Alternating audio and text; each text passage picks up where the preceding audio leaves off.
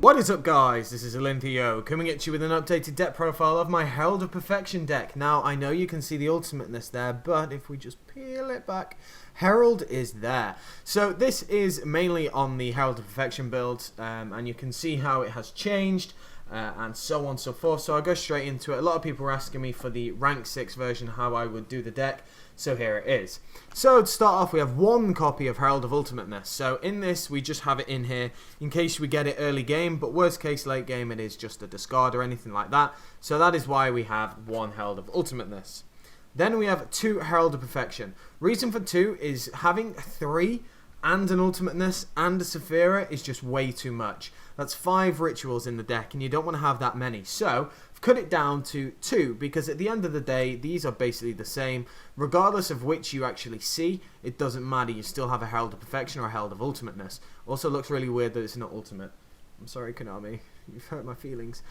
So that's why I have 2 of these. But yeah, as usual, the main boss monster. Then we have one copy of the Saphira. As we can see, this is an Italian one that I managed to pull in my packs. It looks absolutely glorious. So this is a really nice boost for the deck. I really enjoy having a Saphira. Herald of Perfection and Saphira on board is really nice, but Herald of Ultimateness and Saphira on board is even better. So that is why I run this, because it actually combos quite nicely. So then going on to the normal monsters, we have the Manjus. Manjus are very standard. I like the way everyone wants DT Manjus now because of Necklaws, whatever you want to call them. This is just one of your main searches, and you have to have it. In my opinion, it's an absolute must at 3. Then we have the 3 Megami. Because we have more rituals in the deck, we have 4. You want to actually have 3 of these because it just makes sense. Even if you use 2 for the Herald of Ultimateness, you do have 3 rituals in deck still, but you doesn't really matter because at the end of the day you've got an Ultimateness out. Shouldn't need much more than that unless, like in the Milan stream, you opponent summons a fucking Majesty's Fiend and wrecks your face.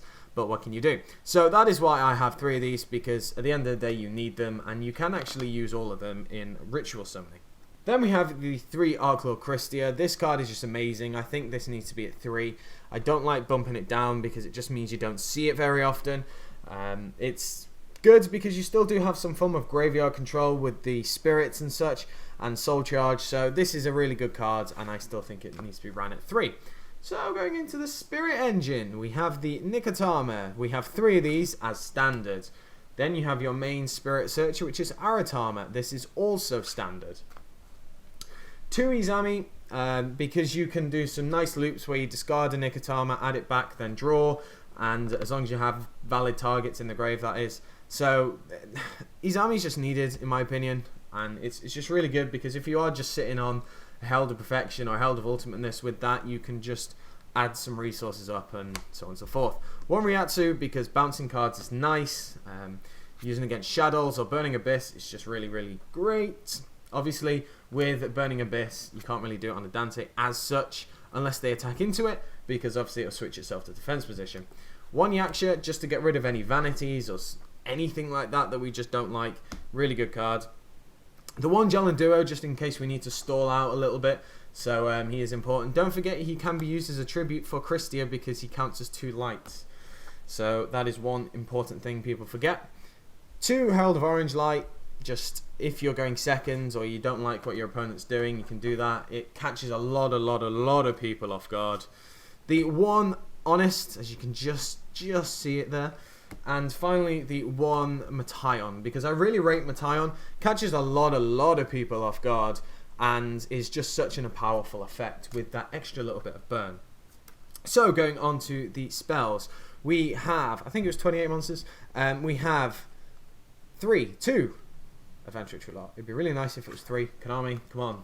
You want to give them more support? Do it. Then we have the 3 Preparation of Rites. We have 3 targets for the Preparation of Rites because we've cut down on one of the Herald of Perfections to put in a Herald of Ultimateness. But it doesn't matter. Preparation of Rites at 3 is still really needed. Then we have the 3 Upstart. This is just to get to our combo pieces quicker. Doesn't matter that your opponent's life points go up by 3,000 if you use all of them. At the end of the day, it's about controlling the duel and just whistling your opponent down and waiting for that opportune moment. So giving them an extra 3,000 life points doesn't actually matter. One Soul Drain in this version with no Gale Dogra. Soul Charge is a great card. The reason why it is because you have just so many players. Yes, you can't get back the spirits, but you can get back your Christias, you can get back your Megamis for level 6 plays. You can even get back your Honest, add it back to your hand. So it's just really good, a really solid card. And the one Raigeki, just because we don't want to see anything annoying. If there's anything just like if there's anything like an Orpheon, anything like that, just try and get rid of it, and so on and so forth. Then going on to the final, we have 2 traps. That is basically the main deck. So going into the extra deck, I've cut out the tuners from this. I know that I can, the synchros. I know that I can make them technically with a soul charge play, but I weighed it up against which I would actually go into, and the rank 6s just took precedent. So we have the 1 Exiton Knight. This is for mainly the Spirit Engine. The 1 Larval Chain, because don't forget you can do preparation of right place with that. The 1 Emerald, in case you need to shuffle your Megamis in or anything else. The 1 Silent Honor Arc, because it's still a great card. The 1 Black Ship of Corn, because sending cards to the grave is good. The 1 Omega, in case you just want to try and dodge anything. The 1 Castel, because this card is absolutely incredible. The 1 Knight, because again he's really good. He helps you dodge the breakthrough, because if they activate the breakthrough on board or in the grave, you can shift it to this instead of your Herald of Perfection. The 1 Gagaga Cowboy. The 1 Abyss Dweller.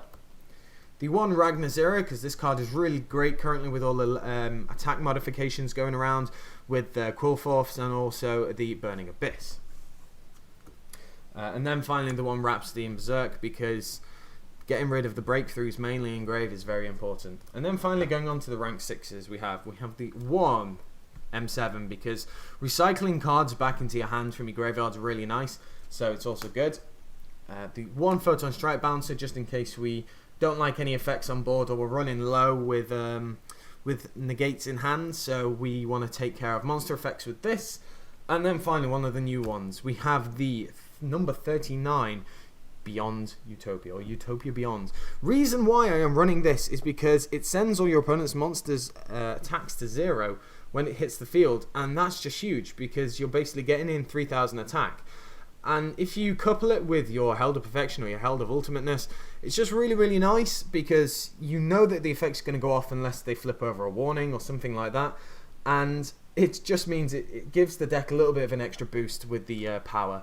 So that is it, guys. I hope you did enjoy the deck profile. Much quicker than some of my other ones, but Herald of Perfection speaks for itself. If you've been watching my channel, you know that this is bread and butter for me. I know this deck inside out. So let me know down in the comment section below what you think of the deck. Like, comment, subscribe, and I shall catch you guys later.